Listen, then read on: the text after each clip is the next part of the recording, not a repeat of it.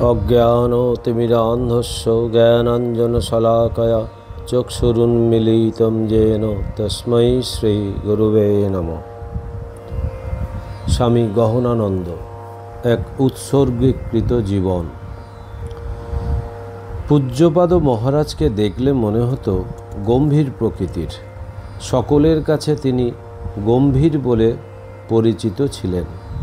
তার গাম্ভীর্যের অন্তরালে ছিল সূক্ষ্ম রসবোধ।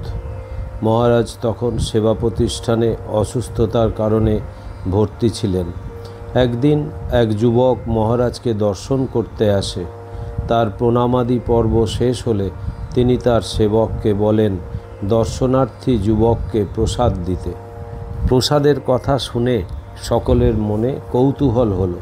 তিনি তখন ইঞ্জেকশনের সিরিঞ্জের দিকে নির্দেশ করে বলেন, যেখানকার যা প্রসাদ, অর্থাৎ ওষুধ ও ইঞ্জেকশনই হাসপাতালের প্রসাদ। মহারাজ যখন সেবা প্রতিষ্ঠানে ছিলেন তখন সেখানকার এক হিসাবরক্ষক কর্মী স্বভাবে একটু উগ্র প্রকৃতির ছিল। কার সঙ্গে কিভাবে কথা বলতে হয় একেবারে জানত না।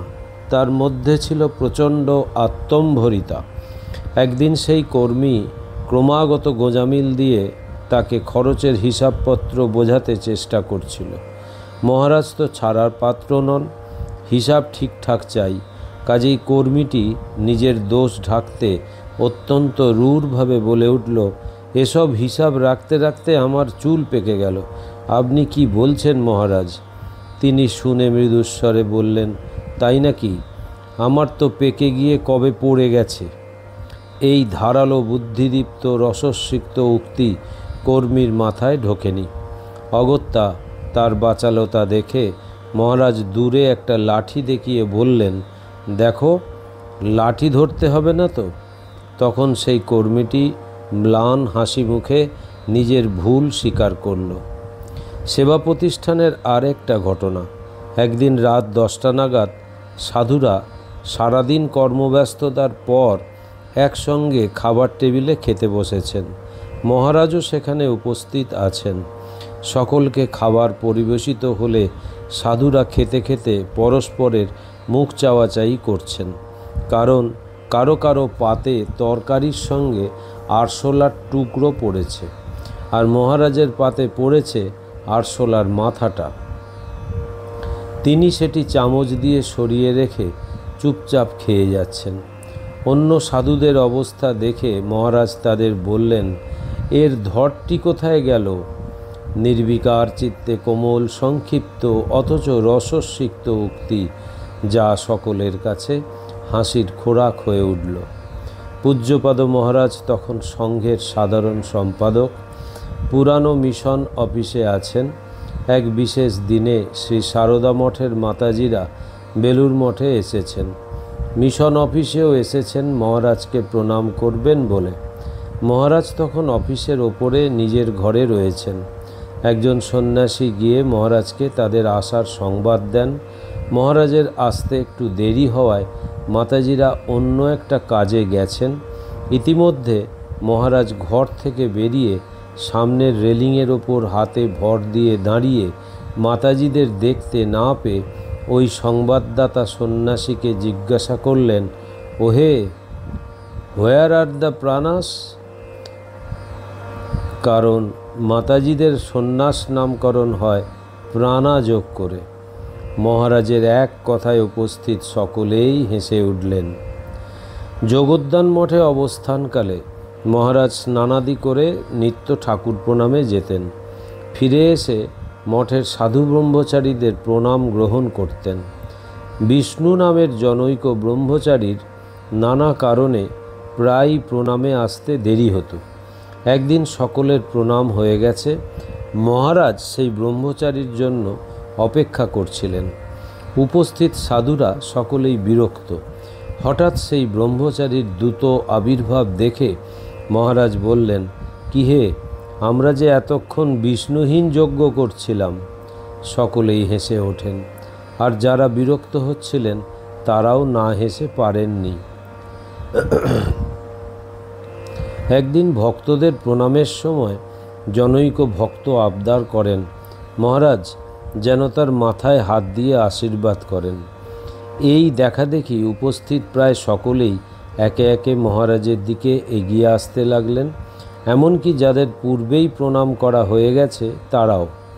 এই অবস্থা দেখে মহারাজ বললেন, এই যে দেখছি ছোঁয়াচে রোগ।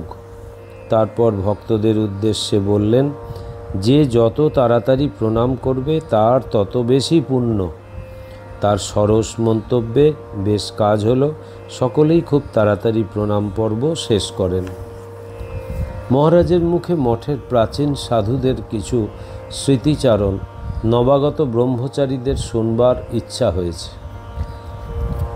তাদের মধ্যে একজন মহারাজকে আবদার করে বলল, মহারাজ আমরা আপনার কাছে কিছু কথা শুনতে চাই। মহারাজ সহাস্যে উত্তর দিলেন, বেশ, কথা শুনিয়ে দেব। উপস্থিত সকলে উচ্চৈঃস্বরে হেসে উঠলেন। মহারাজ কোনো এক জায়গায় দীক্ষা দেওয়ার জন্য বেরোবেন, সকলেই প্রস্তুত। গাড়ি ঘরের সামনে অপেক্ষা করছে, হাতে আর বেশি সময় নেই।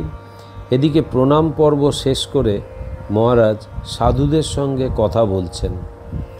এরই মধ্যে একজন সেবক এসে মহারাজকে বললেন, মহারাজ চলুন, সব মাল গাড়িতে উঠে গেছে। মহারাজের স্বতঃস্ফূর্ত উত্তর নিজেকে দেখিয়ে, আরে আসল মালই তো পড়ে রইল। মহারাজ আরেকটি হাসির গল্প বলতেন। একটি ট্রেনে দুজন তোতলা যাত্রা করছে। তাদের মধ্যে একজন অপরজনকে বলল, ওর স্টেশন এলে যেন ডেকে দেয়, কারণ সে এখন ঘুমাবে। ট্রেনটি যে কিছুক্ষণ পরেই ওর স্টেশন ছেড়ে চলে গেছে তা ওই তোতলাটি লক্ষ্য করেনি। এদিকে অপরজনের ঘুম ভাঙলে দেখে যে ওর স্টেশন চলে গেছে। তখন যাকে ডেকে দেবার জন্য বলেছিল তাকে সে খুব করে বকুনি দেয়। ট্রেনের সবাই তাকে থামিয়ে পরের স্টেশনে নেমে যেতে বলে। সেই তোতলাটি নেমে গেলে অন্যান্য যাত্রীরা ওই অপর তোতলা ছেলেটিকে বলল, ও তোমার এত কথা বলে গেল আর তুমি কিছুই বললে না। তখন সেই তোতলা ছেলেটি যা বলেছিল মহারাজ তোতলানোর ভঙ্গিমায় বললেন, আমি যদি কিছু বলতাম তবে ফাটাফাটি হয়ে যেত। উপস্থিত সকলেই হাসিতে ফেটে পড়ে। মহারাজও সেদিন উচ্চৈঃস্বরে হেসে ওঠেন। মহারাজ সঙ্গীত খুব ভালোবাসতেন। বিভিন্ন সময়ে দেখা গেছে তিনি আপন মনে গুনগুন করে গান গাইছেন। তিনি যখন দৈনন্দিন কাজের ফাঁকে একাকী বসে থাকতেন তখন ক্যাসেট বাজিয়ে তাকে শোনানো হতো। স্বামীজির প্রিয় সঙ্গীত নাহি সূর্য নাহি জ্যোতি নাহি শশাঙ্ক সুন্দর তার খুব পছন্দের ছিল। এই সঙ্গীত প্রসঙ্গে আরেকটি ঘটনা এসে পড়ে। মহারাজ তখন সংঘাতধ্যক্ষ, শরীর বিশেষ ভালো নেই, বেলুড় মঠেই আছেন। একদিন সকালবেলা মহারাজের সঙ্গে তার একজন সেবক বসে আছেন। মহারাজ মাথা নাড়িয়ে মনে মনে উ শব্দে যেন গান গাইছেন। সেবক তাকে জিজ্ঞাসা করে, মহারাজ আপনি গান গাইছেন? তিনি মাথাটি দুলিয়ে উত্তর দেন, হ্যাঁ। সেবক, মহারাজ কোন গানটি গাইছেন? করুণাপাথার জননী আমার। সুর শুনে সেবকের ওই গানটি মনে হয়েছিল। মহারাজ উত্তর দেন, হ্যাঁ। সেবক, মহারাজ একটু জোরে জোরে গান যাতে আমিও শুনতে পাই। তিনি বললেন, তুমি গাও। সেবক তখন কি আর করে, গানটি গাইতে আরম্ভ করল। করুণাপাথার জননী আমার, এলে মা করুণা করিতে, তাপিতের তরে নারী দেহ ধরে অশেষ যাতনা সহিতে, এলে মা করুণা করিতে। এতটুকু শেষ হতে না হতেই মহারাজের দু চক্ষু অশ্রুসিক্ত হয়ে উঠল। তার অবস্থা দেখে সেবক গান গাওয়া বন্ধ করে দিল। তারপর মহারাজ ও সেবক দুজনেই কিছুক্ষণ নিঃশব্দে বসে রইল। 25শে এপ্রিল 2005 রামকৃষ্ণ সংঘের ত্রয়োদশ অধ্যক্ষ পূজ্যপাত স্বামী রঙ্গনাথানন্দজি মহারাজের মহাপ্রয়াণ হয়। রামকৃষ্ণ মঠ ও মিশনের গভর্নিং বডি পূজ্যপাদ স্বামী গহনানন্দজিকে রামকৃষ্ণ সংঘের চতুর্দশ অধ্যক্ষ রূপে নির্বাচিত করেন 25শে মে 2005 সালে। পূজ্যপাদ গহনানন্দজি মহারাজ জগদ্দান মঠ থেকে বেলুর মঠে চলে আসেন ও সংঘাধ্যক্ষ মহারাজের বাসভবনে গিরিশ মেমোরিয়ালে অবস্থান করতে শুরু করেন। এখানেও পূজ্যপাদ মহারাজকে কর্মব্যস্ততার মধ্যে থাকতে হতো। প্রতিদিন সকালে সাধু ব্রহ্মচারীদের প্রণাম গ্রহণ করা ছাড়াও মহারাজ নিত্য দুবেলা অগণিত ভক্তের প্রণাম গ্রহণ এবং তাদের আধ্যাত্মিক উপদেশ ও নির্দেশনাদি দান করে উচ্চতর জীবনের পথে এগিয়ে যেতে সহায়তা করতেন। শ্রী সারদা মঠের সন্ন্যাসিনী ও ব্রহ্মচারিণীরাও প্রায় দিন মঠে এসে পূজ্যপাদ মহারাজকে দর্শন ও তার নিকট হতে আধ্যাত্মিক উপদেশাদি লাভ করতেন। এখানে আসার দুদিন পরে পূজ্যপাদ মহারাজ 27শে মে 2005 সালে শুক্রবার বেলুর মঠে প্রথম দীক্ষা দান করেন। সপ্তাহে 2-3 দিন দীক্ষা দান করতেন ও মাঝে মাঝে ভারতের বিভিন্ন শাখা কেন্দ্রগুলির আহ্বানে দীক্ষাদানের জন্য যেতেন।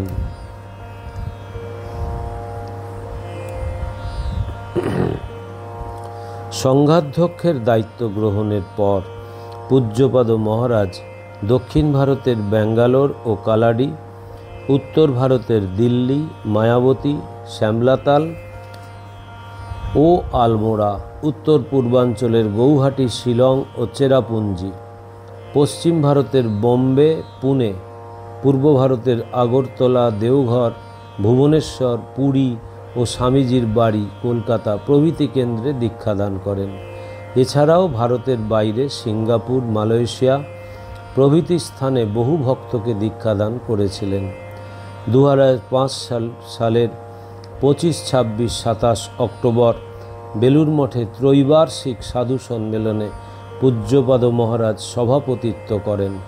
সভাপতির আশীর্বাণীতে তিনি সাধুদের উদ্দেশ্যে বলেন, ত্যাগ, ভগবত প্রেম ও সেবা আমাদের সংঘের 3টি আদর্শ। আমরা এই সুমহান ভাবাদর্শ শ্রীরামকৃষ্ণের সাক্ষাৎ শিষ্যগণের নিকট হতে লাভ করেছি। আমরা কিভাবে এই মহৎ আদর্শগুলিকে বাস্তবে প্রয়োগ করব, এর ওপরই সংঘের ভবিষ্যৎ নির্ভর করবে। 2006 সালের 21শে জানুয়ারি পূজ্যপাদ মহারাজ স্বামীজির শুভ জন্মতিথি উপলক্ষে প্রথম 44 জন ব্রহ্মচারীকে আনুষ্ঠানিকভাবে পবিত্র ব্রহ্মচর্য মন্ত্রে দীক্ষিত করেন। 10ই ফেব্রুয়ারি মহারাজ নাগপুর কেন্দ্রে নবনির্মিত শ্রীরামকৃষ্ণ মন্দিরের শুভ উদ্বোধন করেন। 1 মার্চ শ্রী শ্রী ঠাকুরের শুভ জন্মতিথিতে 32 জন ব্রহ্মচারীকে সন্ন্যাস মন্ত্রে দীক্ষিত করেন। পরের বছর 2007 সালের জানুয়ারির 20 তারিখে স্বামী ব্রহ্মানন্দ মহারাজের শুভ জন্মতিথিতে বেলুর মঠে ব্রহ্মচারী প্রশিক্ষণ কেন্দ্রের নবনির্মিত ভবনের দ্বারোদ্ঘাটন করেন পূজ্যপাদ মহারাজ। সংঘের প্রবীণ সাধুদের প্রতি মহারাজের শ্রদ্ধা অনুকরণীয়। একদিন সাধু ব্রহ্মচারীদের প্রাতঃকালীন প্রণাম পর্ব চলছে। হঠাৎই দেখা গেল পূজ্যপাদ মহারাজ চেয়ার ছেড়ে উঠে দাঁড়াবার চেষ্টা করছেন। তিনি দেখতে পেয়েছেন যে তার থেকে বয়োজ্যেষ্ঠ একজন সন্ন্যাসী তার দিকে এগিয়ে আসছেন। তিনি হলেন শ্রদ্ধেয় বীরেন মহারাজ, স্বামী বেদাত্মানন্দজি। 100 বছর বয়স অতিক্রম করেও পায়ে হেঁটে চলে আসছেন পূজ্যপাদ মহারাজের ভালোবাসার টানে।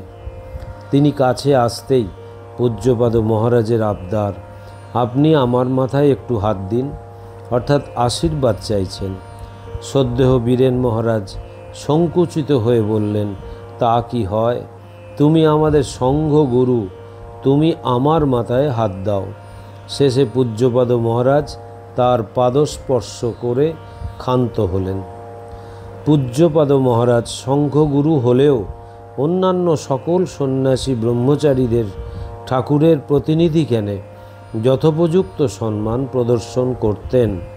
দীক্ষাদানের আগে পূজ্যপাদ মহারাজ শ্রী শ্রী ঠাকুরকে প্রণাম করতে যেতেন।